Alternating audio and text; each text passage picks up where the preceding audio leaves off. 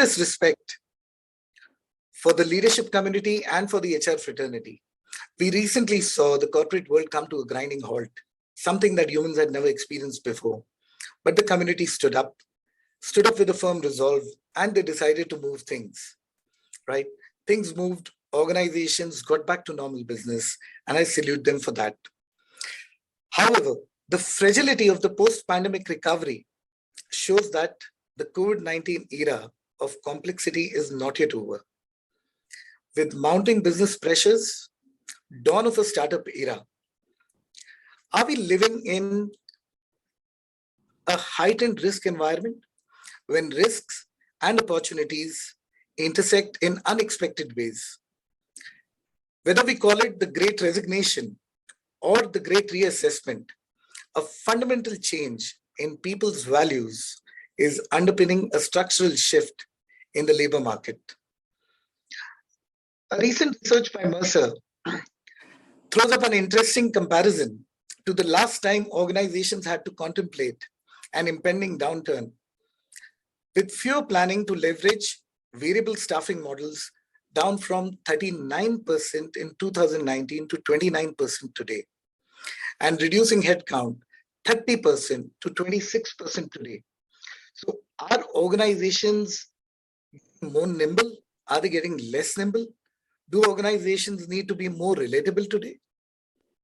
With the advent of augmented reality, virtual reality, AI, the varying preferences of millennials versus their preceding work generations, with products and services transgressing the traditional industrial borders, with organizations transitioning to organization structures around skills rather than roles, with CEOs, that's over 2,000 of them, committing to DEI goals, and employee experience emerging as a growing priority.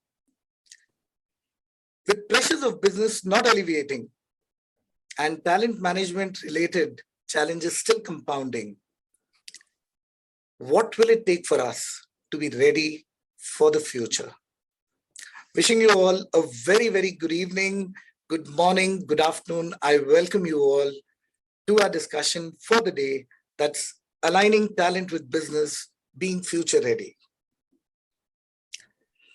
You know, I often wondered, how beautiful is it looking up at the sky and when you're able to see a galaxy of stars? Okay, and that's exactly what it is, my friends. Today evening, we have a galaxy of stars amongst us. I'm going to request you to join me in warmly welcoming each one of our panelists as we move ahead. Our first panelist for the evening,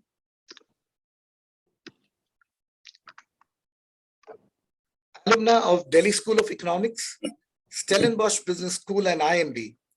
She's a passionate and driven HR leader with almost 2 decades of corporate experience. Her diverse experience across industries and conglomerates such as shipping and logistics, process outsourcing, performance enhancement solutions, consumer durables, and service has helped her develop a balanced, progressive, and inclusive approach to people management. Her breadth of experience covers various facets of HR: business partnering, rewards, global mobility, recruitment, cultural transformation, and startups in industries such as IT-enabled services, consumer durables, and training and consulting across India, Europe, and North America.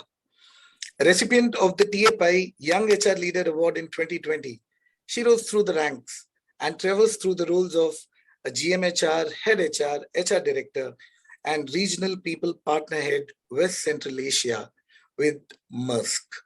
Please join me in extending a very warm welcome to our first guest for the evening, Katyayani Krishna. Thank you, Ankkush. I'm so excited to be here and very, very privileged to have, been amongst the panelists that we have today. I'm really looking forward to the evening. Welcome, Kathy. Thank you so much. Thank you so much for pulling out this time. Thank you so much. Next panelist for the day, a global leader, chief learning officer in the consulting industry, specialization in the intersection of technology-led business transformation and human resource development, held consulting and leadership positions in analytics, data science, big data, information management, customer centricity, retail CPG, supply chain management, with an early career experience in automotive engineering and manufacturing. Led the conceptualization and delivery of strategic and innovation-led transformation programs for retail logistics customers.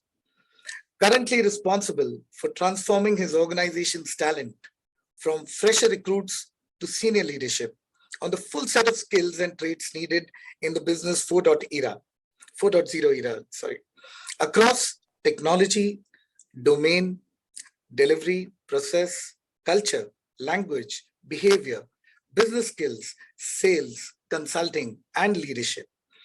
Ladies and gentlemen, join me in welcoming the Global Head Talent Development at TCS, Mr. Janardhan Santhanam. Hi, Ankush. Hi, Jana. Very good day to everyone. Pleasure to be here. Really looking forward to this discussion amongst our esteemed panelists. It's a very well-chosen topic. Excited to be here. Thank you so much, Jana. Same here. I'm sure our audience is equally excited and waiting for the discussions. Pleasure having you here. Thank you. Panelists for the evening. Alumnus of XLRI, traversed across diverse industries, including manufacturing, services, telecom, and IT. He's an industry leader, mentor, and an advocate of ethical leadership. He's an avid reader and a regular blogger. He has an active presence on social media and is well known for his office truth posts on LinkedIn. LinkedIn recognized him as one of the top 25 voices and an influencer of 2020. He serves as the chairman of Sumedas, a not-for-profit education and research body devoted to self and organizational development. I'm personally a big fan of his Slice of Life series on LinkedIn too. Co-author of the Barupian Challenge, Inventing the New HR, a recently launched book. Currently, partner and chief talent officer at Deloitte India and national president for NHRD. Ladies and gentlemen, please join me in welcoming Mr. Nathan. Thank you, Ankush. It's a pleasure to be here on the same podium as Dave, Jaya, Jana, and Kathy. Thank you so much. Hey, thank you so much, Nathan. Pleasure having you here. Thank you so much.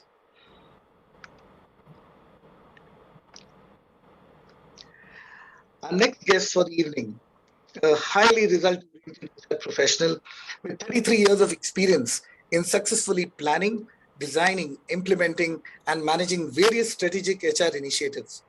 He's been the head of HR for various businesses, independent companies, and JVs within his group, including leadership roles in the Middle East and Africa region. He has led various transformational initiatives within the organization, including digital transformation. He has been an established thought leader and widely acclaimed speaker in various national and international conferences and forums. An individual who yearns to learn and still seeks to quench his thirst for knowledge. Executive Diploma in HR from XLRI, Organizational Development Certificate Program from the NTL Institute for Advanced Behavioral Sciences, USA, Doctor in Philosophy from University of Madras. Let's congratulate him for recently completing his Senior Exec Program in Organization Leadership from London Business School. And welcome Mr. C. Jayakumar, Executive Vice President and Head Corporate Human Resources, Larsen and Toubro. Thank you very much, Dr. Ankkush.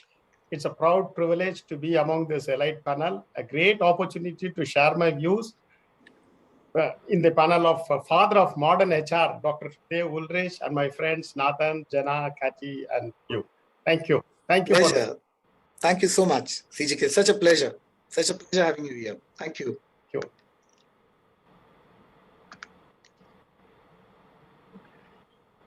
Our panelists, the next panelist doesn't need an introduction.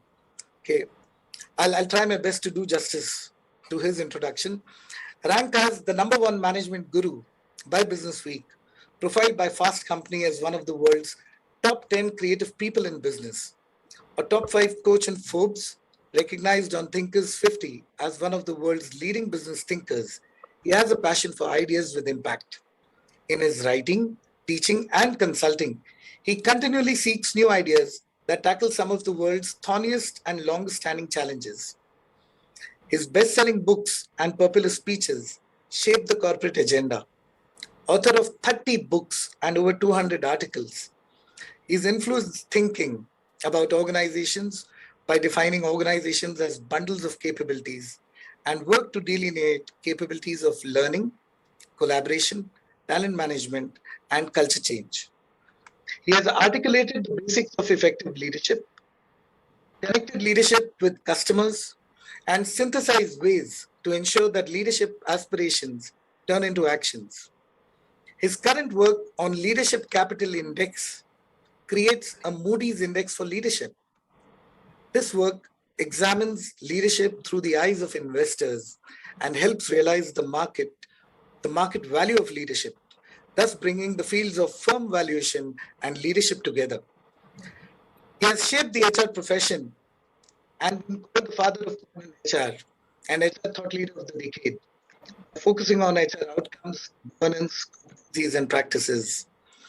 Partner at the RBL Group, Professor, Ross School, University of Michigan. Ladies and gentlemen, it gives me immense pleasure in welcoming the father of modern HR, Dr. Dave.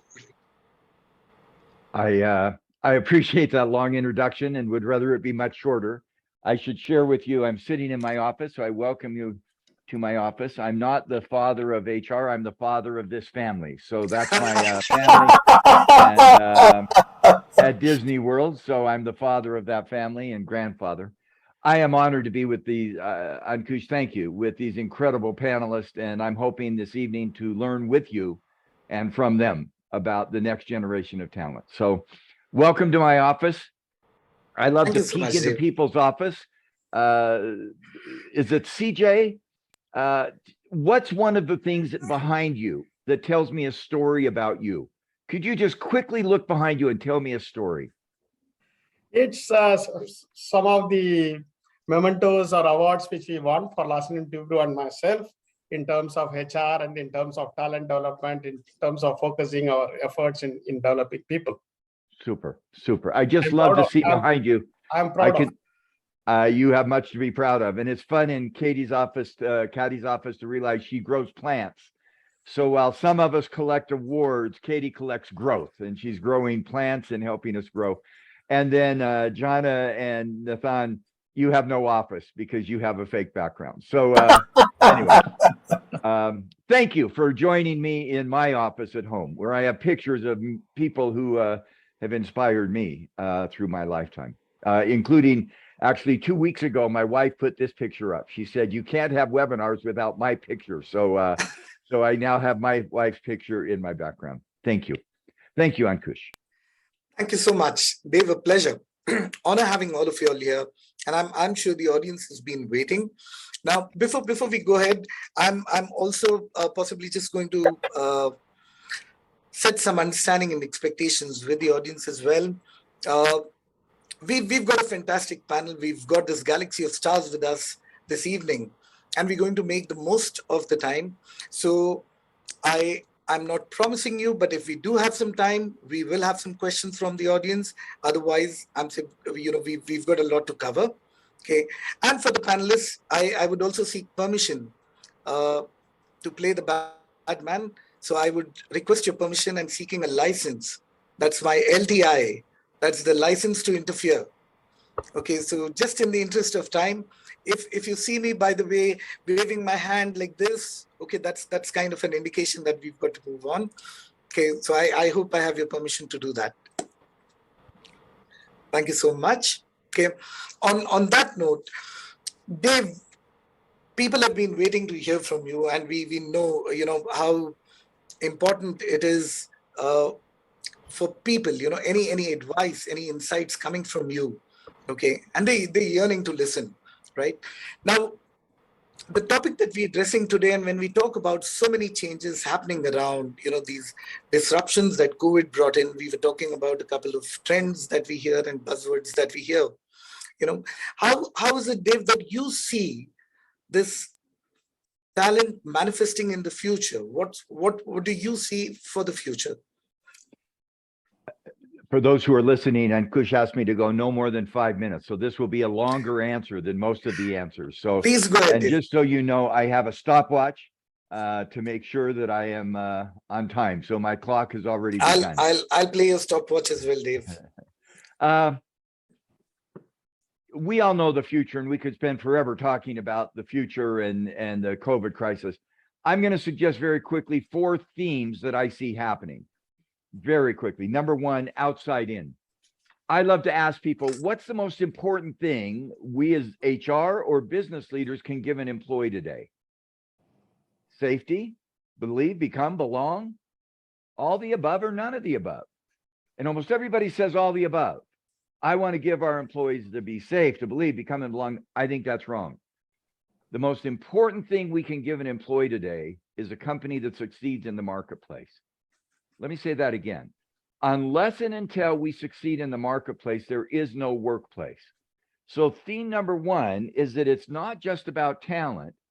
It's about talent so that we succeed with customers, with investors, and with communities. We call that outside in. I see people getting very excited about all the internal practices. If they don't help you succeed in the marketplace, you have no workplace. Number 2, competence. What are the emerging skills and how do we make sure that our employees have the skills for the future? There's a lot of work around reskilling and the skills we need. And I think some of that work around training, development, and skill building is absolutely critical. The other piece of competence that I think gets attention, and Ankkush alluded to it, is we're increasingly looking at digital and technology-enabled competence. We don't have to have people to do the work. We've called it work task planning, not workforce planning.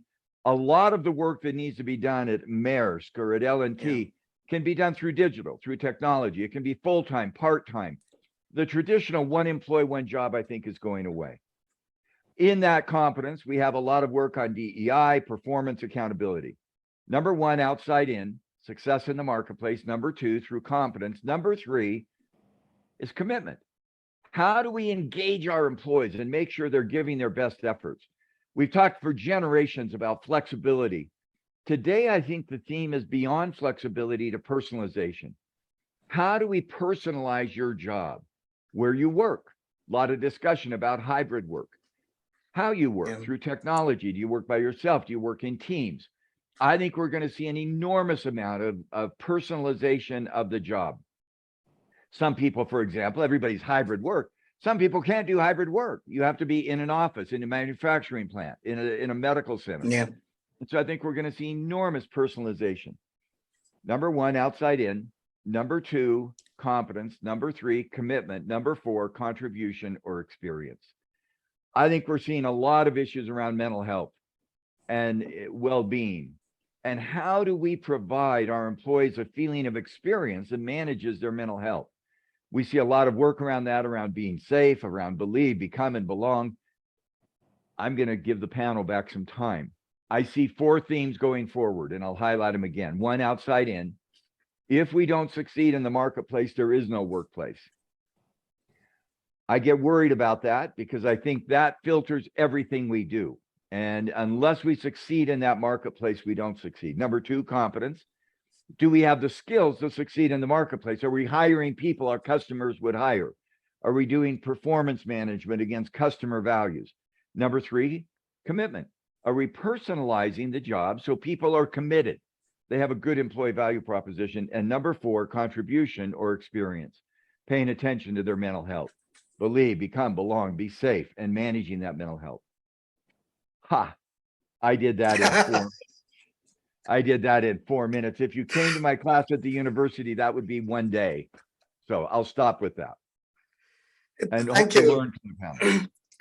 No, thank you so much, Dave. That was enlightening. In fact, I'm making a note of it as we speaking. Right? And before we come back to what you mentioned and we circle back, okay, I'll also invite other panelists. In your opinion, possibly you could use sentences or 3 crisp words. But how do you see this manifesting in the future? This talent journey, or how do you see this talent in the future? So can I request Katy to share what comes to your mind, Katy? Yeah, it's not easy to speak on this topic just after Dave, but what I am seeing more and more with also the generational diversity that's entering, and also the transformation that's happening in the industry that I am in, a very traditional industry. My own company is over 100 years old. Is the first one that I am looking at is this whole aspect of relatability, right? Wherein how do the talent relate to the purpose and values of the organization, and in some ways Dave touched it as well in his last point. The second one is on the partnership, and it is related to the flexibility of time, space, the entire relationship. So we are seeing a huge shift from employment to employability, right? And in terms of the kind of work models that are coming, and people are doing many more jobs, like Dave alluded to as well. The third one is on this whole aspect of creating value, right? And creating value, not just in terms of profit, of course, it has to come, but also in terms of, like they say, 3 Ps, right? The planet, the profit, and the people. So that is the shift that we are seeing more and more these days.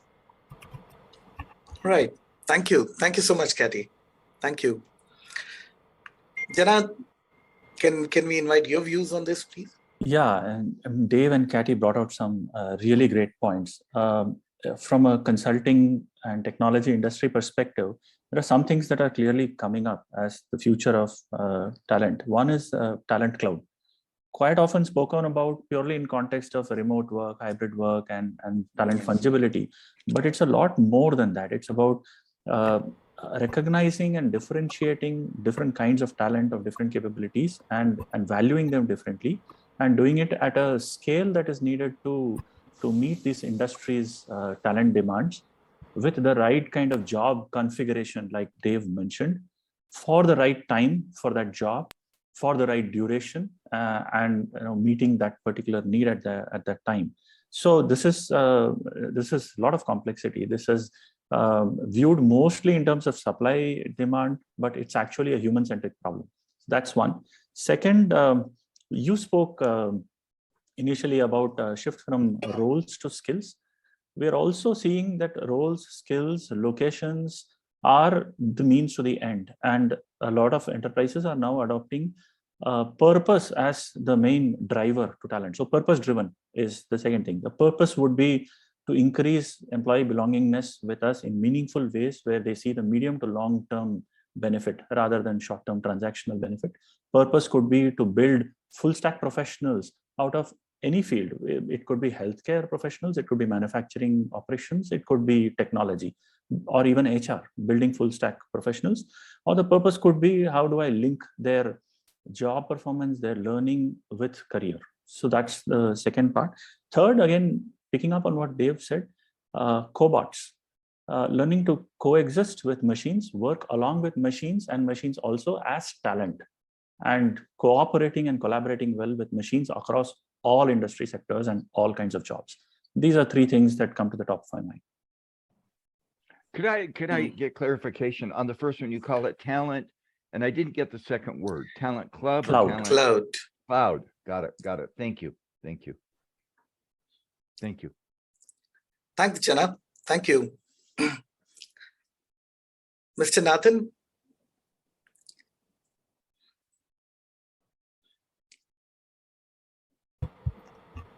Yeah, it's a little difficult coming after all these stalwarts. I think there is a big shift in what is happening with the talent at large, and I would like to look at this purely from talent. Two things are happening out in the market, and I think Dave brought that one. The marketplace itself is changing. What were the given technologies that have come in, and the use of such and the proliferations of such? So that's one.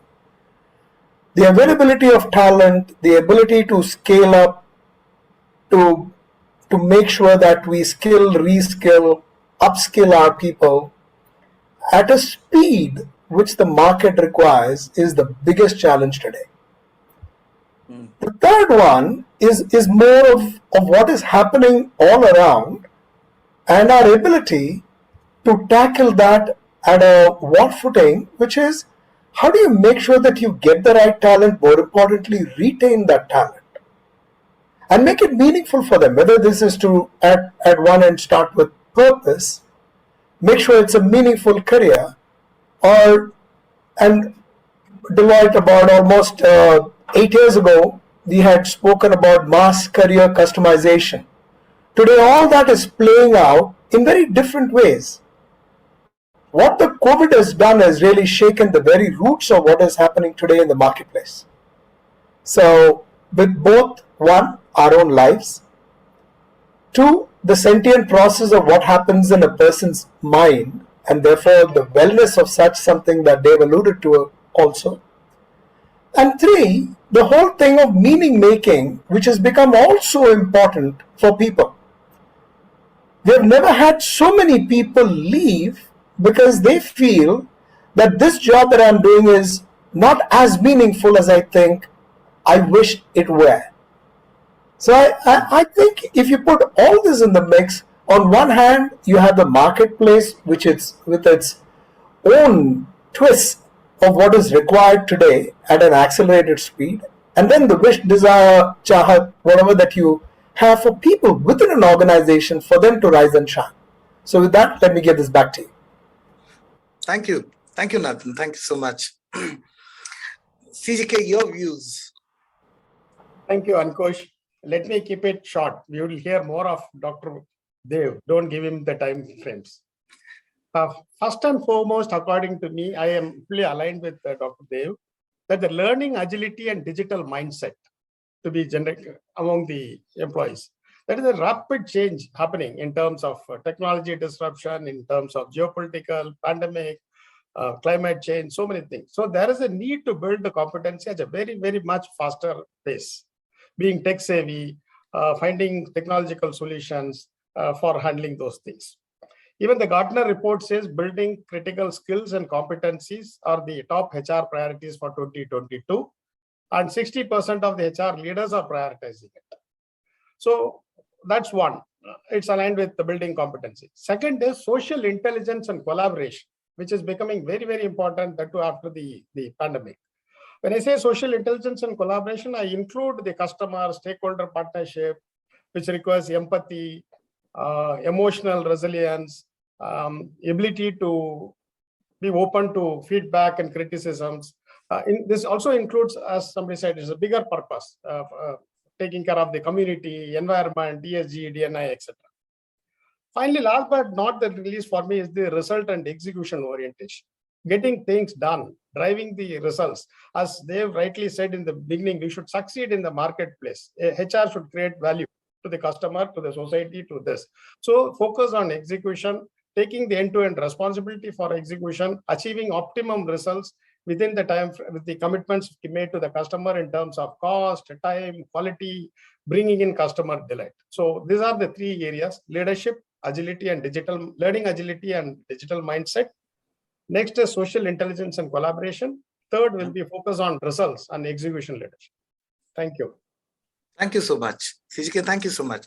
So, CGK, when we were talking about it sometime back, and say we did hear we talking about maybe there's a need to upskill, reskill, okay, because possibly the talent available to organizations is not enough, available in a ready state, right? Now we talking about.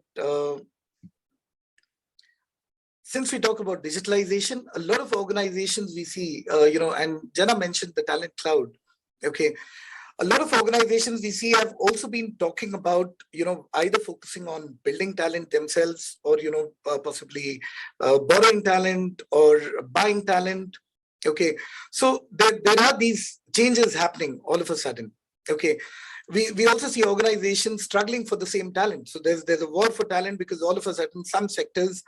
I'm saying there are enough opportunities, and that completely alters the dynamics between the employer and the employee as it was a few years back. Okay, because no longer it's a one-way communication, possibly because the options are more, the employees also are looking at more options. We talk about the tech industry today, where possibly after appointment letters are rolled off, there's almost more than 70% drop-offs. Okay, now how do you see this drift? When we're talking about build versus buy talent, moving ahead, how do you see this moving? Interesting question, Anush. Build, buy, or borrow? It will be a little lengthy. I'll try to keep it as short as possible.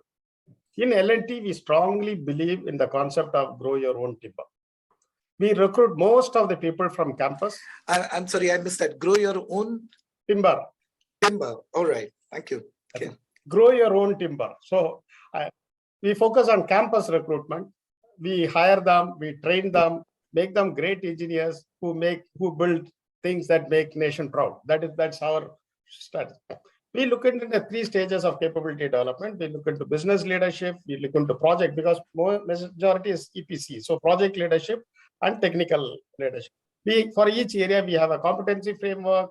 We are doing a development center. We identify the gaps. We put them to a structured process. We take them up. So most of our thing is very focused succession planning exercise to develop leaders from within. We invest a lot. L&T is also called as learning and training organization. We have a 7-step leadership process where we have tied with many of the reputed institutes like Harvard, INSEAD, including from Professors Institute, Ross School of Business, Michigan, where Professor Wayne and Gautam Aguja regularly visits our leadership academy and trains our people. We have a lot of dedicated institutes, in project management institute, safety innovation school, tunneling academy, etc. At some point, when you want to move people, internal candidate may be less capable than outside, but still it's a lot of merit in moving the internal candidates inside, because they have the high amount of networks, good understanding of the organizational dynamics. They have years of valuable experience about the knowledge of the company. Above all, they are aligned with the culture and the value system of the organization. Not that the new people are not aligned, but it's more. And whenever you get a new candidate, my experience, it is more expensive, costly, and the alignment with our system process is difficult. But it is not that always you build. We also get into a buy mode when we enter into new areas of business, when we need very highly specialized and niche skills, which we do not have. And then the time duration is also short and the stakes are very high. Like, for example, we went to L&T EduTech. It's a platform business where we hired from outside. We went into Sufin, which is supply chain and finance. We went outside. We went into green energy business. We went outside. So when we look for niche areas, we definitely grow. But if you give me an opportunity, I would like to develop my internal talent to raise up the ladder. I have put 35 years in the company. I have grown from a trainee level to today to the CHRO level. We strongly believe in that. CJ, may I ask a question? Yeah. Follow up. When you go to campuses, 2 or 3 of you mentioned the future skill is going to be speed, agility, ability to learn. I think we'd all agree with that. Is there an indicator you can look at a college campus that new employee might have more ability to do speed or agility or change? Is there something you can track that would help you know that? We select the. By the way, this is not just for you. I think all of us agree. We've got to work at the pace of change. People have to learn. We all know that. What I'm intrigued with is, if I'm listening to this, so what do I look at? What would be an indicator that potential employee might have that ability to learn, to grow, to adapt, all those things that we think are so critical? Any thoughts on that? Just a quick thought. When I look at, others can add to that. When I visit campuses, we have a very stringent criteria to select those campuses, okay, which is in terms of different parameters are there. Then we also have, during the years, we have been recruiting people from various campuses. We have analytics based on number of people stay, number of people who contribute. So this also helps us a lot to relook at whether to visit those campuses or not. And in fact, of every aspect, let it be leadership training, let it be coaching, everywhere the data helps us to have an analytics, relook at it, and do course correction in the methodology what we do. I like that methodology. If anybody has an idea, by the way, I would love to find it as well. As we Source Future can't. Who has that ability to learn as much as Jana learns? Jana is a learner. He's a brilliant learner. How could I have known that about him 10 years ago when he was 20 years old? I know you're more than 30, but what is it you could look for that might be a just some kind of indicator? Any thoughts? So Dave, I'll tell you what I do when I go to campus, and I'm not saying that I truly represent every single manager who goes out to campus. Typically, I look at what are the hobbies that these people are into. Okay. And the more they look at and the more they can speak about their hobbies in some kind of a passionate way, you would know that this person is far beyond what they learn out there. And depending entirely, and this is purely judgmental, this is a sense that you carry, and then you say, yes, this is the person that we need. Because the skills of tomorrow are not going to be the skills that we are going to be teaching them today for the next foreseeable, let's say, 5 years. So that's one thing that I could contribute. So what's your hobby, Nathan? What's your hobby? I want to know your hobby. Okay, so my hobby is growing plants. Oh, gardening. You and Kati would be friends because she has plants in her office. So, yeah. Thank you. I by the way, that's really helpful. And CJK, your research is awful helpful. So, okay, I'll stop. I took over the questions, but that's very helpful for me. We have various parameters. One is the academic orientation. Then we have an aptitude to that. And then the personal interview focuses whether he will be aligned to our organization interest, because we are into EPC, we are into manufacturing. What is his interest, whether he will, and it requires working in remote locations, frequent travel, transfers, and all those things. So we look at that alignment also when we look at the youngsters when you recruit in campuses. Thank you. And especially, in fact, Dave, thanks for bringing that up. Especially when we talk about this could be very sector specific as well. There could be varying dimensions there.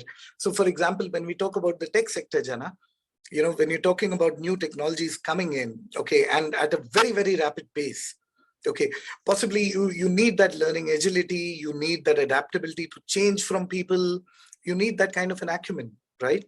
Okay, so how do you see that? I'm saying, is there some kind of a measure? So I'm just adding on to what David asked. Is there some kind of a measure you use there before or while selecting people? Yeah, so I'm going to extend what Dave said and what Jayakumar said a little bit. Jayakumar talked about some of the complexity of hiring from outside and the effects it has on the organization inside, right? So we've been observing that for quite a long time. And we are also, just like many other industries, strong believers of investing on our internal talent because they have the contextual knowledge and giving them the first right to perform new jobs by reskilling them. But the way a lot of organizations also approach that is through some kind of tactical rewards of internal talent, through skill-based incentive, role-based incentive, retention incentives, or market incentives, and so on. One way in which we have consciously made it very clear to our internal employees is by democratically, transparently, objectively linking their learning with their career progression, their identity, and rewards, even in terms of compensation, in terms of the next role movement, in terms of visibility within the organization, and a fast track progression. Now, you mentioned, right, learning agility. We also observed how much time does a campus fresher take to become a fairly well-rounded professional with a good understanding across technology, the domains in which they are working, a good understanding of customer. And it used to be somewhere in the range of, say, 5-6 years before they become a good, mature specialist. And we said we have to try to accelerate that and compress it to the first 3 years. So there is a program that we run, a prescriptive program that actually builds a T-shape right from day one of a new fresher joining us, with all this combination packed in as a very prescriptive journey, but with the university kind of a model of core and electives. And there is a way that we have figured out on how to even measure this T-shape and how rapidly it progresses. And we call it T-factor. It's something we've built internally on our own and applied a patent for as well. And it measures how different or what is the difference between your current T-shaped profile and an ideal T-shaped profile in the area that you have chosen to specialize in. So those are ways in which we have started looking at this learning agility, acceleration of the full stack, and measurement of the full stack itself. Super. Thanks, Jana. That's very, very interesting. Thank you. Thank you. Then I'll just carry on, in possibly since we're talking about learning agility and, you just spoke about the T-shape, right? Going forward, right? What do you see as the impediments for HR? I'll talk about, with reference to your sector. Okay. A recent report that I saw, from the World Economic Forum, which said that 98% of the employees prefer to work remotely. They're not willing to come back to office, right? Now that changes a lot of things.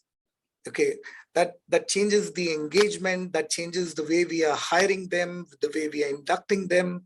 Okay, technology playing a larger interface than humans. Okay, now this kind of a context, what do you see as the challenges for HR going forward?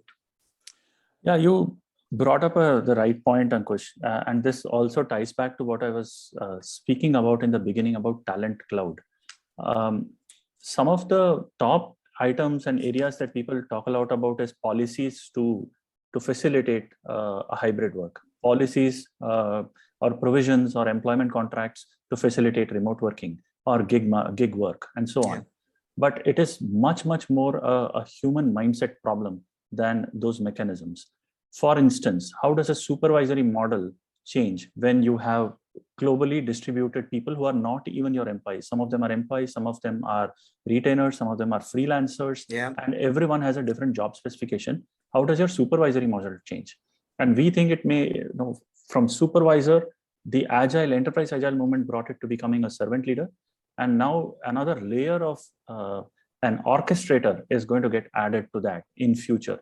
The supervisor becomes a servant leader and an orchestrator in future. Another aspect, who owns this talent? If talent is really fungible and part of their efforts during the day are devoted to different projects for different clients at different times, who owns this talent and who owns their career itself is a very big question mark. Organizations have to figure these out. These are, I wouldn't say these are impediments, but these are great challenges that we as HR community have to start thinking about. Again, in such a scenario, how do you develop belongingness of that associate or that person to an organization or a group? In a completely open talent cloud marketplace, it is actually flipped. It's not so much as a person trying to find a job. It is as much about a group being rated by various people who have worked with that group, and their rating determining how much people want to apply to them and then working on it. And that rating used to be at an organization level. In future, it is going to go down to groups and individual projects. So there are a lot of such new complexities which we have to deal with, which are all about mindsets, about getting out of the comfort of knowing fixed individuals for long periods of time and then working with a deterministic workforce. Yeah, thanks, Jana. So on that note, Dave, I'll come back to you with another interesting finding. There's a survey conducted by Indeed, which said 21% of the job seekers decided to accept the offer for their current job because their interests and values were reflected in the company's mission. Right now, when we're talking about talent clouds, when we're talking about shared workforces, we're talking about a gig economy. Okay, where do you see culture and values actually playing a role there? Because you're getting in people temporarily for some months, maybe for a particular project, in and out very quickly.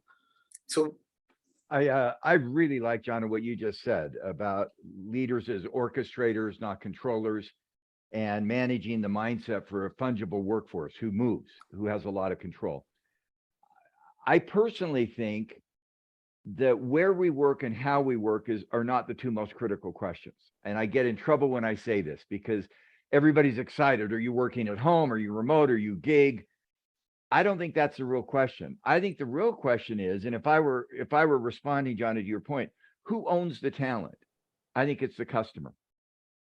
Here's the question I would ask an employee. What did you do today that created value for a customer or an investor or the purpose, the community? If you do the triple P that Kati, you mentioned, the planet, the purpose. And I think the question is not where did you do it? It could be in a coffee shop, it could be at home, it could be in your office. But did you create value for someone outside the company today? And I don't care in some ways if it's through technology or if it's person to person. And so for me, the question that we in HR should be asking is, what can we do so that a customer or an investor or a community with purpose gets value from the employee resource that we have? And that resource may be, Johnny used the word fungible. I haven't heard that word as much. I like it.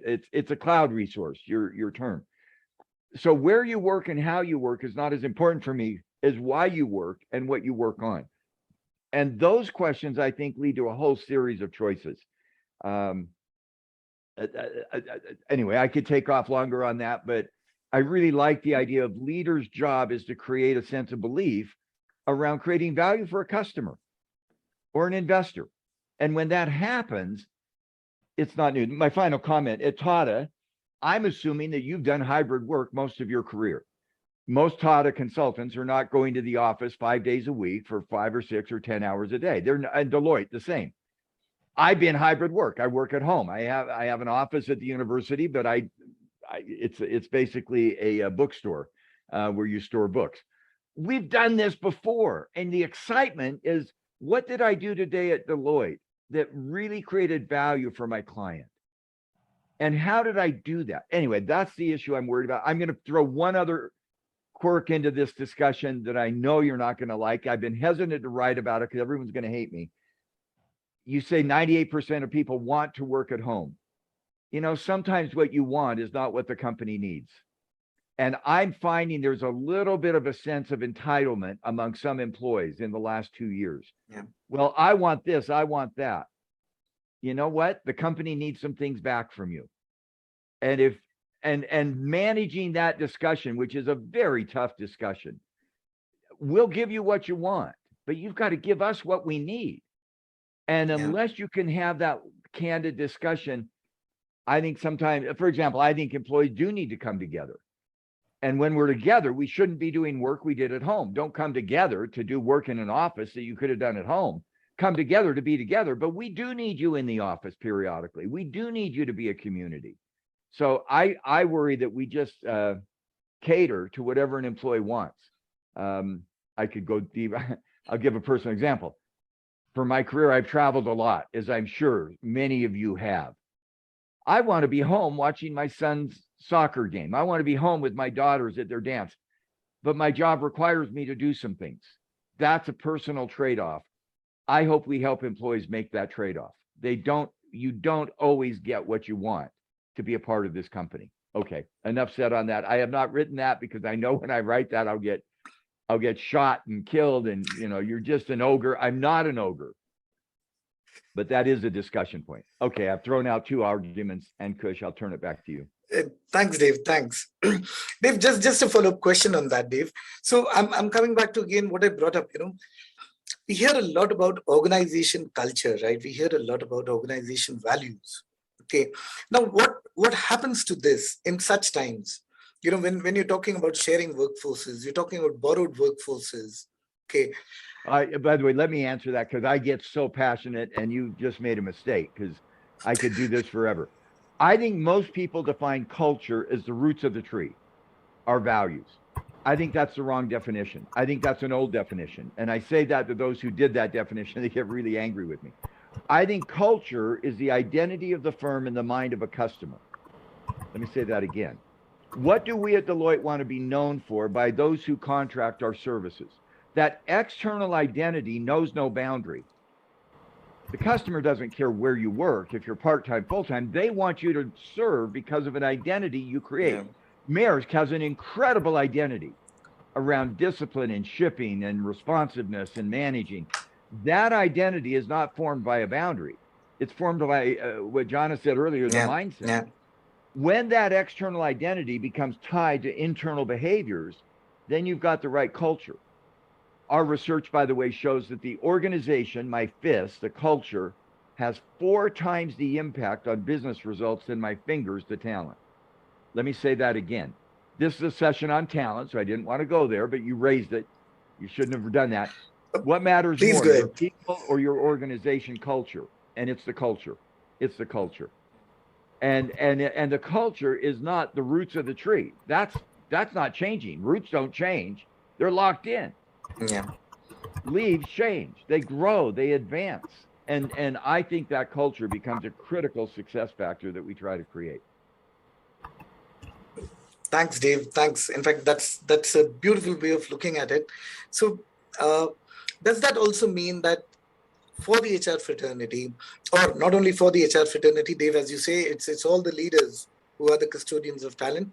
Okay, does it also mean that things get a little bit tougher for them when we're talking about this transient workforces and we're trying to maintain our culture, the external identity, as you said, with the customers? Does it get a little bit tougher for them? I would love to hear from the panelists. I've talked too much already. By the Sure. way, just so you know, I've already got a page of notes. So just so you know, I'm making notes and circling things. This has already been very informative to me, but I would love to learn from you and with you. Sure. Kathy, with respect to your industry, would you have anything to share? Yeah, so I work for transformation in logistics, transportation logistics industry, which is going through a lot of transformation right now, like Dave also mentioned, Maersk. So it is hundreds of years old industry, and the pace and the velocity of change that we are seeing right now over the last few years, say digitization, blockchain, e-commerce capturing the market, elasticity that you need in demand and supply right now, robotization, a lot of stuff that is happening right now. We've not seen it in the past. Right, and it is an essential services industry. So to the point where whether we work from home or whether we work from our workplace, the warehouses have to be worked on from the workplace right now. So the transportation cannot happen, at least not all of it, by drones and 3D printing yet. So it is in the workplace, and for many of our colleagues, we did not have a day off even through the lockdown. So there is a very different type of dynamic that exists in our sector right now. And from that perspective, it is putting a lot of pressure on us, because one, to fuel the growth, we have to hire these very niche technical skills. We used to have a warehouse manager, and you would have a robotization specialist, but when you want a combination, it is very far and few. So in a market where we have kind of thrived on building talent, where movement was not so much of a pressure, people would stay with us for 40. I have had people who've stayed with Maersk for over 40 years. That kind of talent is a lot of pressure now. Yeah, what I hear, Katya, in your brilliant comment is a term I used, and somebody used another term. I think I heard the term customization. I hear personalization. Yep. When you have a shift, you got to be there in person. Yeah. Yes. And some of the logistics can be done by drone. Some have to be in person. Some are long-term, a 40-year employee. Some are the fungible employees. I'm going to use Jana's word that I really like. They're gig employees. I think we're going to find very unique contracts, which is a very interesting way to manage. And it sounds like you've done that in an employee who creates value, and you use the term value in your introduction. We'll find a way for him or her to work in a way that works for them. We'll personalize. I really like that idea. Thank you. Absolutely. And that's the challenge, right? The offerings that you are making, how are you making it personalized for the talent that you want to attract? And the talent is so dispersed. The talent is so different from what we've seen in the past. And what I think, for me to tie back to Jana's comment, I think that affects supervisory discussion, because somebody says, I want to work at home. I'll give you a very quick example. In India, one of my mentors at Michigan was C.K. Prahalad. And I'm assuming many who are listening, by the way, I'm going to get emotional here.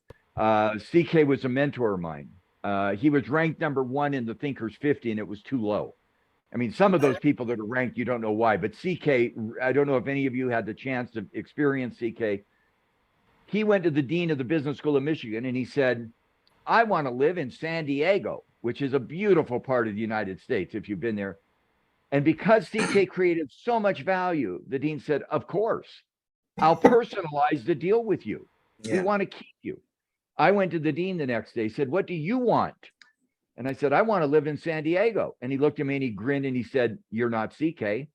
And he said, you're not going to live in San Diego. What you want is not what we need. By the way, I live in Utah. I'm halfway to San Diego. But I think, Katya, that comment, and Jana, to your comment about supervisory role, somebody's got to have that tough discussion. You're not CK. There's other things we need from you. And anyway, I find that really helpful. And again, I pay tribute to CK. I can go on that. One of the most incredible thinkers and mentors, and so tragic that he died so young, because he was creating so much value for so many. See, while Ankkush, Yes, CGK. while we're talking that, repeatedly I hear say, and I fully agree that the employees, that the HR has to create value, right? And we are in different industries. So somebody talks about work from home. You take the case of L&T, predominantly into EPC. We build the roads, bridges, Absolutely. idle projects. Where I can work from home, right? But at the same time, you need to bring in that employee experience, right?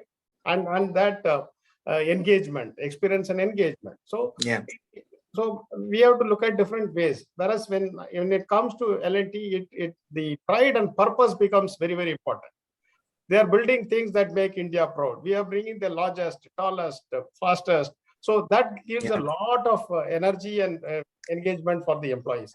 Same way, we provide challenging assignments, a lot of learning opportunities. So that is where we engage and motivate people to contribute. Super. Thanks, CGK. Thank you for sharing that. Okay. In fact, on that note, I've got one more thing coming up, because CGK, you spoke about pride. You also talking about passion, right? Employees taking a lot of pride in the overall purpose, and they contributing to the purpose, right? We do hear, and I've heard budding HR managers, where possibly as a part of the governance, as a part of the culture of the organization, and say a lot of this management systems around performance, around the potential of people, goes down to Excel sheets, right? And I've heard people talk about saying that, Excel sheets don't depict the soul of an individual, right? So there could be much more. So it's not only the numbers in the Excel sheet that actually talk about the story of an individual. So your take on that, Mr. Nathan, what would you say to a budding HR managers for that? So it's a very interesting concept, this whole thing of how we look at organizations. I think if you look at the core of an organization, is first is it should survive. Second one, it should grow. If it does not survive, then of course everything is gone. Pretty much something that has been alluded to earlier. Growth is also very, very important. So this whole notion of looking at whether this is Excel sheets or tableaus, or you have dozens of different ways of looking at it, and people call it even quarter on quarter. So the big question is, are you going to be looking at those kinds of organizations? Or I think in something, you mentioned something like a human social contractors. In fact, I would twist that a little bit to say that organization today, we should be looking at a humane eco-social architects, and I just coined it myself. I would call that the heart, HEART. And socioeconomic very much part of that. Humane is pretty much part of that.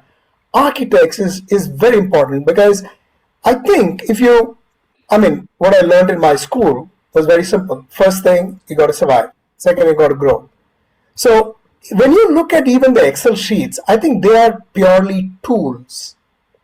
So most of the CEOs that we have today are people who, if they're going to be looking only at the ground that they're going to be treading on, then they're going to falter at the altar, because we need people who have both the short-term vision and the long-term vision. So actually they need bifocals. So people who are like me, who have bifocals perhaps, because the long view is also important.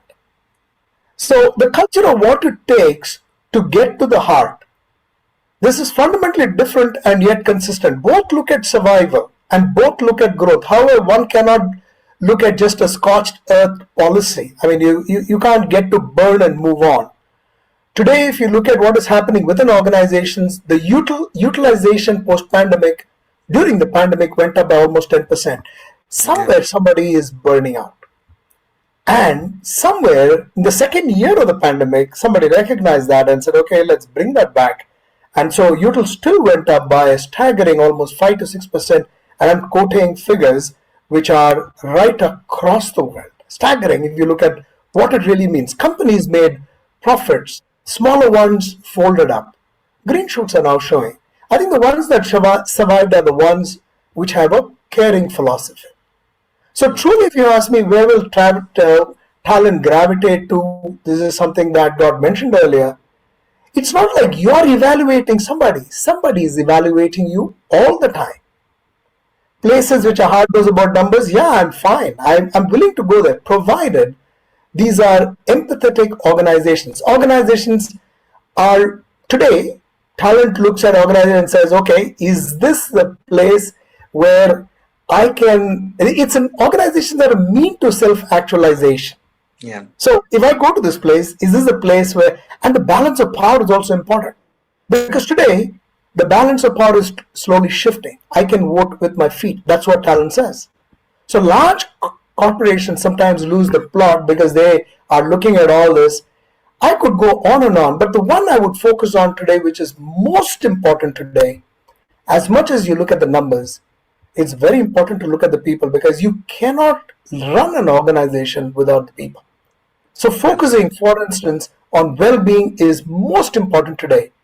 Partners in Deloitte, we took a big hit, but we retained employees. We said we will not do any layoffs. But that's not the reason. People still left. But when they left the gates of the organization, it's not like that culture went out of the gate as well.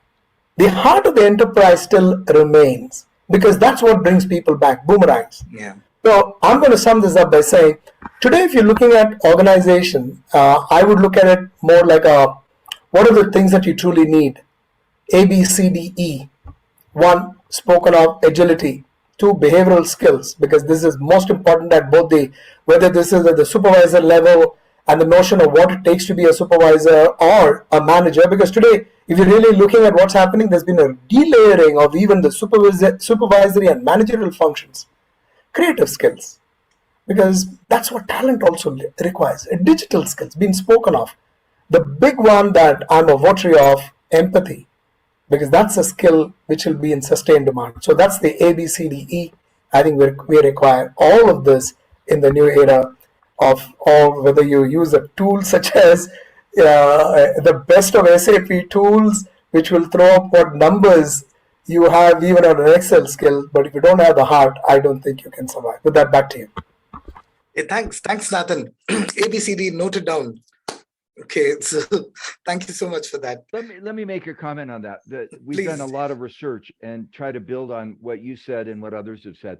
One of the skills we found of leaders who are successful and HR people who are successful is the ability to navigate paradox.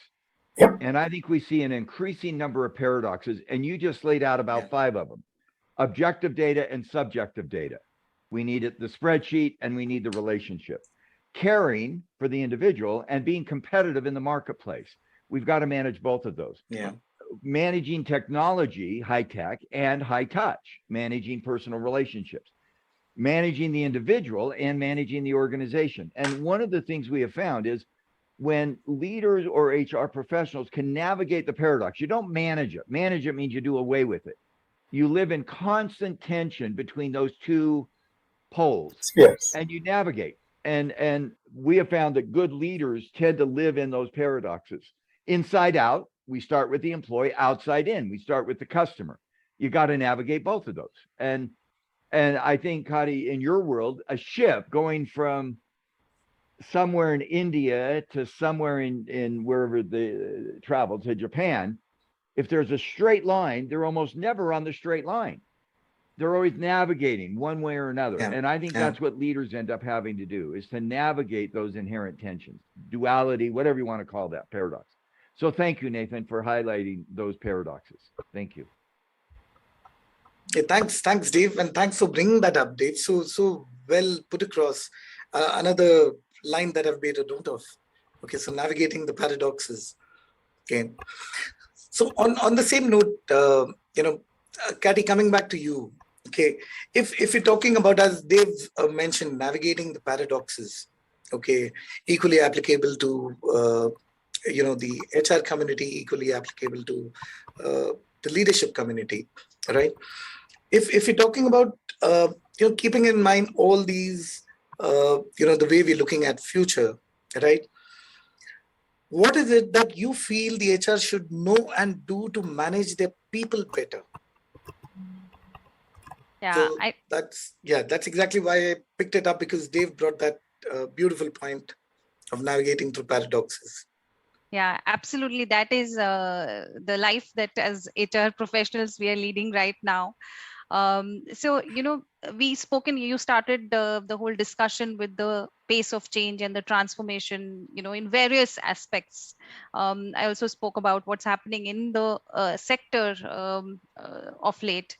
But most industries are going through some kind of change or the other. It could be a digitization, it could be a disruption, it could be some other initiative, consolidation, integration. Something or the other has touched each and every industry. So that's number one. The second aspect is that the last 2 years of pandemic that we've seen, right, coupled with everything else that we are seeing now, and inflation which our generations have never seen, the geopolitical environment, the legal environment, all of it. Now this has brought the people function to the forefront, right? And in some industries it was always there.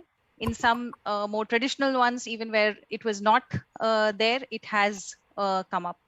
What does that do to us as a people function, right? It really puts us in the driver's seat for this transformation or change. Now, Dave had mentioned it long time back, but I think it's much more prevalent than ever before today that, we have to lead this change from the front. So that is the number one aspect. The second aspect, also very related to it, is, on the growth and the transformation, being that strategic partner to the business, right? Whether it is organization designing that we are doing, it's happening at a very early stage compared to what I've seen in my career of the last 2 decades, and with very high intensity. The velocity, the pace has not been seen before. So those are two things that are related to the overall change aspect itself. The other thing is related to what Dave mentioned on the navigating of the paradox. See, this whole digitization thing and the data aspect that we are mentioning. Now, if we go back to the whole aspect of everything that we do it for the customer, we also realize that whole of this customer centricity is dependent on how employee centric you are. Only then they will deliver, right? Yeah. So using this whole data that's coming our way, analytics that's coming our way, digitization that's coming our way, as a digital native, and creating that experience for our employees so that they in turn create that experience for the customer and make the organization succeed. Coming back to the first point that David mentioned as well, right? And that's why we are all here, to create value for our customers, and then it has a rippling effect on all of us. So, but there is this whole, everybody is going gung-ho about this whole digitization. But the paradox is that this whole human element in that should not get lost. The creativity, the thought, the innovation that people bring in. And that's where empathy, a lot of people spoke about empathy. I'm myself a big proponent of this whole well-being piece, that we are having dispersed workplace. We spoke about inclusivity. We spoke about connecting it to the purpose. We spoke about the pressure that it's putting on culture. All of it should not get lost. And that's the paradox which will exist together, and we have to kind of tread through it, at least in our lifetimes as we saw. Yeah. And the last one that I'd like to bring up, which has also, we preach everyone, right? Learning agility. We've been talking about agility and resilience everywhere for the talent, for the organizations. It's also applicable to us. If the pace of change is so high, I think for HR professionals, I now say 3A, accept, adapt, and accelerate. That is going to be on us, for ourselves, right? And what is like today, we may be facing this whole great resignation or workplace transformations. 2-3 years down the line, it could be something else. So we will have to constantly reinvent ourselves to, as we say, accept the change, adapt to the change, and accelerate. Yeah, back to you. Fantastic. The AAA formula, Kathy. Thank you so much. Another note made over here. All right. But I have another question, and CJK, I'll put that across to you. While Kathy was talking about the HR folks and the brilliant AAA formula, okay, do you somewhere feel that there's a very high degree of Me Too approach in the HR fraternity? It's like you hear about one organization rolling out some initiative, and why don't we do it? Okay, without actually checking for the fact that one size may not fit all. Very, very interesting. People go to conferences, see some speech happening, immediately come, cut, paste, and copy. Okay. No, as Dr. Dev was continuously telling, the whole focus should be on creating value to the customer. That is the whole outside in perspective what he spoke of. Then look at what is our clear objective. What is the desired results to do that? Then look at what is our internal resources, internal capability available. What is the gap? How can I fill that gap to build that capability within that organization? Continuously monitor that, evaluate it, do course correction, and do that. If for this purpose, if any of the initiatives or any of the action done from the outside of other organization, if you find this is relevant, and if this will add value to your customer, then you try that. Not just because I saw a big branded company doing something I wanted to do, that I don't think that is the right approach to do that. It has to be aligned with your requirement, your business, and it should add value to your customer and the business and the society, whatever it is. Thanks, CJK. So glad to hear that. Yeah. Thanks a lot. Although, again, it could just be something that I happen to observe, and that's the reason I just brought it up. Okay. Would love to hear from you as well, Jana, on that. Yeah, a comment and then possibly a question to my panelists and also to Dave. Sure. So if you ask me what is HR meant to be and what's the shape of HR we'll see down the future, we have seen HR already moving from being a support organization to being a business partner. That is very clear, and we know that. But we also aspire for HR to be a truly business embedded function and have a seat at the table. And many enterprises do that too. The question is which table? There is a strategy and P&L table, and then there is an operations table, right? So does HR have a seat at the strategy and P&L table where I love that. I love that. Yeah. Where they are asking and answering questions about how is HR contributing to revenue? Yeah. How is HR contributing to international growth? How is HR contributing to profit margins? So that is where we need to be, and in many cases we are, and in many other cases we need to be. That's one. The question that I have for Dave and others is a little about this complexity. With all that we've discussed over the last more than an hour, I have noticed the complexity of HR landscape, talent landscape has become immensely high, right? Just, it's like the classic Walmart problem.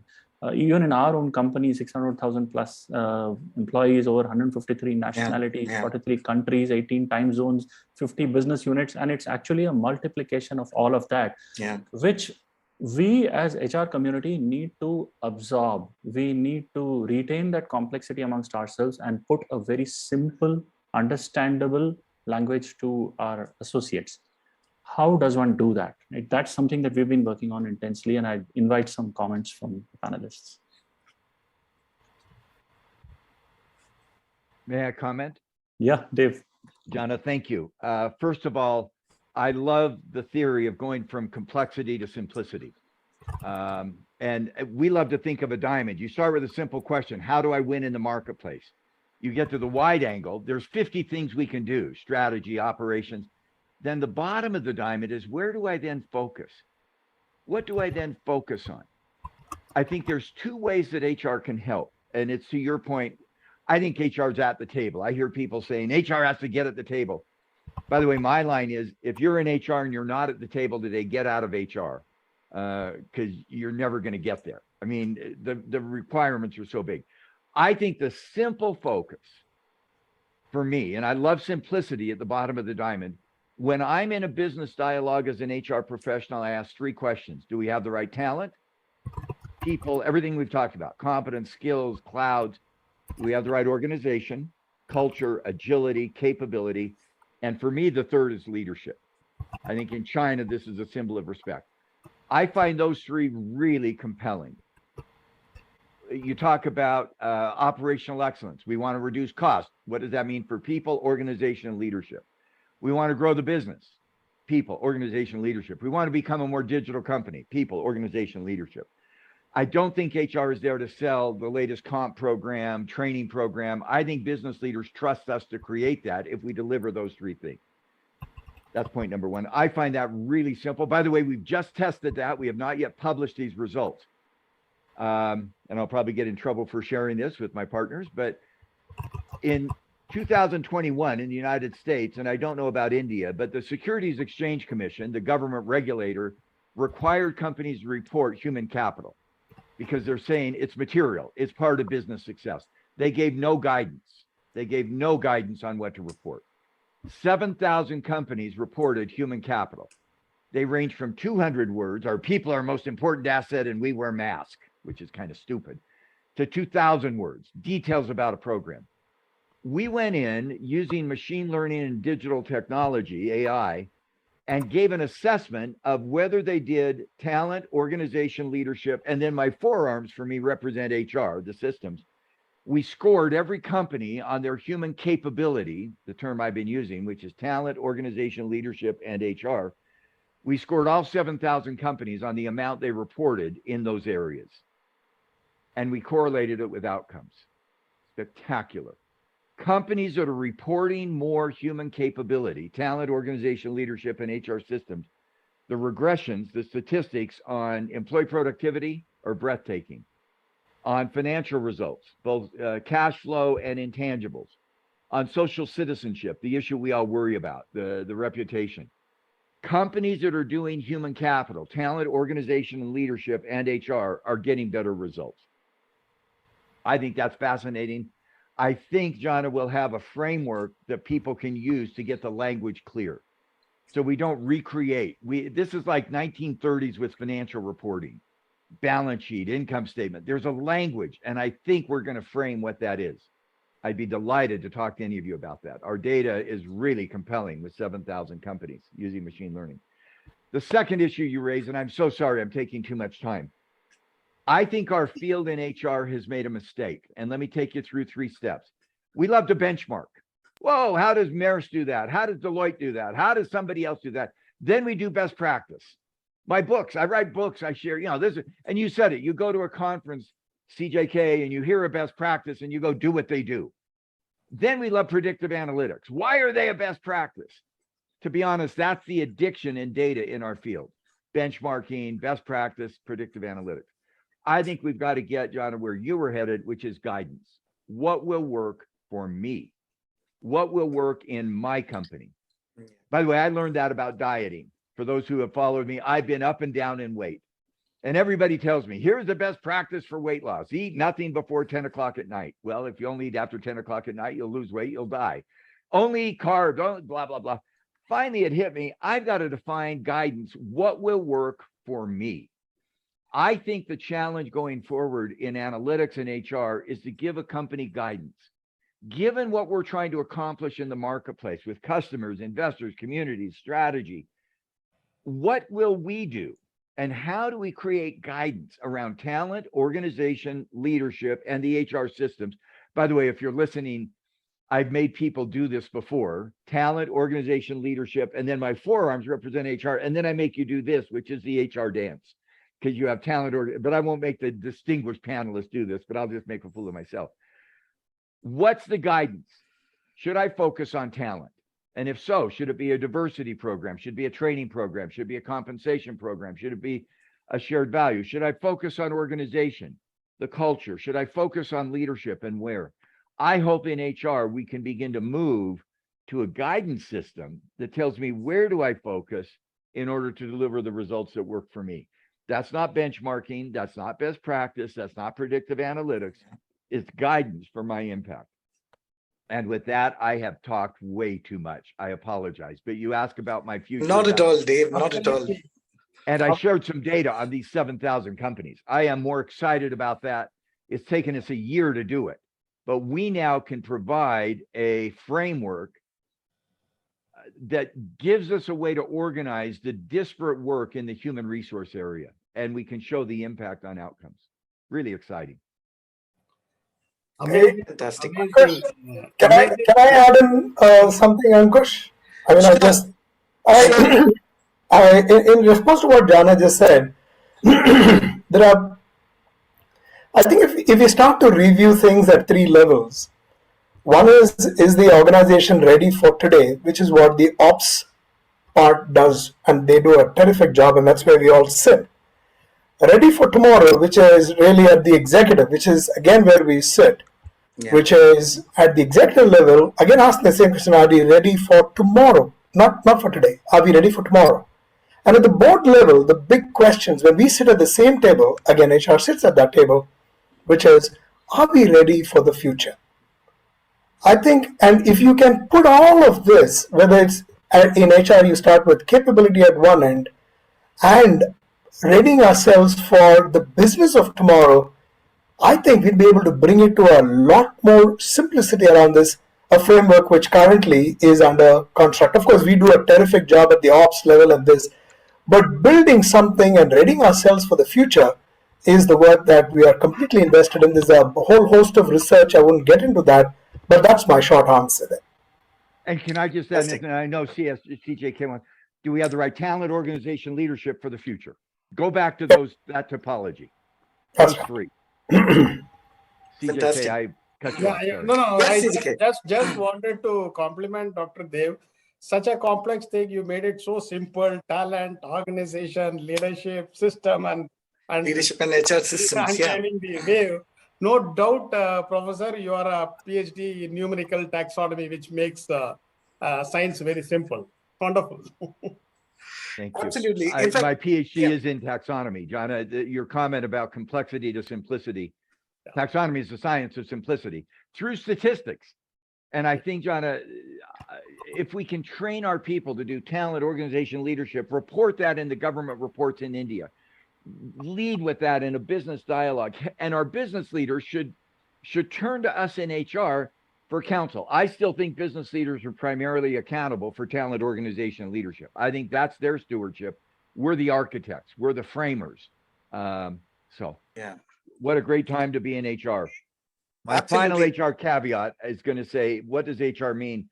For 30 years, we defined HR partners as a noun: strategic partner, change agent, employee champion. It was a noun: agent, champion. Today, we define it as a verb: accelerate business, advance human capability, mobilize.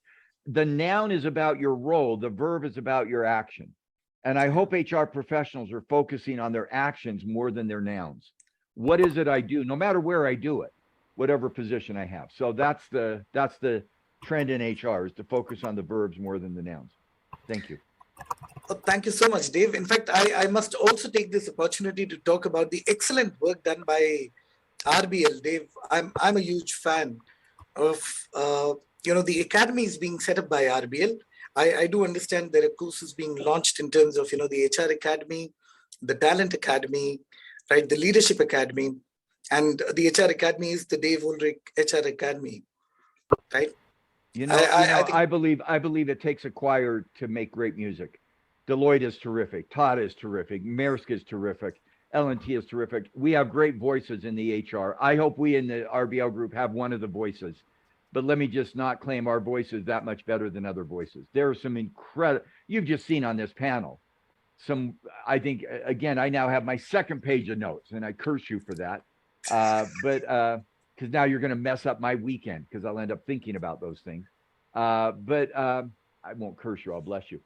I think we have great voices in the field. We at RBL, I hope, are one of the voices, but we're not the only voice. It's a choir, and a great choir. No, absolutely, Dave. In fact, I think, even talking about the RBL Institute that you've set up, Dave, that's a fantastic platform for CHROs to come together, exchange ideas, right? Learn so much. Okay. And there are other platforms. This is one. Yeah. NHRD, let me just compliment NHRD. I know some of you are involved with them. It's an incredible platform, and they have done incredible work. There's some new books coming out. I forgot the author. I just reviewed a book and did a forward out of India and some of the HR legacy. Professor Rao, I think, is the author. That is right, Professor Rao. A phenomenal book. And there's just great work. And it's not just India. It's also in Brazil. It's in Germany, it's in Sri Lanka, it's in China. So it is so cool to be a part of a global HR profession. And I commend those who participate. Professor Nathan is leading the NHRD now. Congratulations. Great group. Thank you, JK. In fact, I must thank Dave. Thank you so much. I must thank Mr. Nathan, Jana, CGK, Kathy. Thank you so much for sharing your views, for participating with us. I think, in a way, we're so glad we have this galaxy of stars with us today evening. But I must also say that we possibly not doing justice to your presence, because each one of you all would at least deserve 1 hour individually, at least, to pass on something to our audience. But we're so glad you could make the time. You could share your insights with us. I'm picking up a lot of things as I move out of the discussion, but I really, really thank you. It's been a pleasure to host you, and so nice of you. Thank you so much. Would also like to thank our audience for their patience, for their participation. Audience, as I had mentioned right in the beginning, there were 2 things that I requested for. So I had forewarned you. We might not have time for audience questions because we need to do justice to the presence of our panelists. Yeah. So on that note, I would wish everyone a very, very happy weekend. Okay, and a good day to you, Dave. Right.